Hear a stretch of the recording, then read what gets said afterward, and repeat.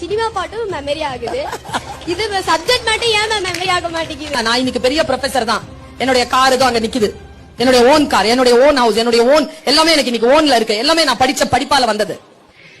ஆனா ஒரு சினிமா பாட்டு மனப்பாடம் பண்ணி ஒன்னும் சம்பாதிச்சது இல்ல. நான் எந்த பாட்டை மனப்பாடம் பண்றேனோ அந்த படம் எடுத்தவன் தான் அதை சம்பாதிப்பான்.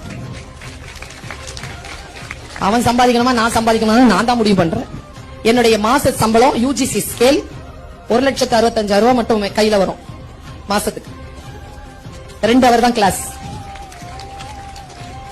12 CL, 15 ML, 20 EL, private affairs, அப்புறமா செமஸ்டர் ஹாலிடேஸ் எல்லாம் பார்த்தோம்னா ரொம்ப குறைஞ்ச நாள் தான் வேலை. எது சினிமா பாட்டு மனப்பாடம் பண்ணி கிடைச்ச வேலை இல்ல, பாட மனப்பாடம் பண்ணி கிடைச்ச வேலை.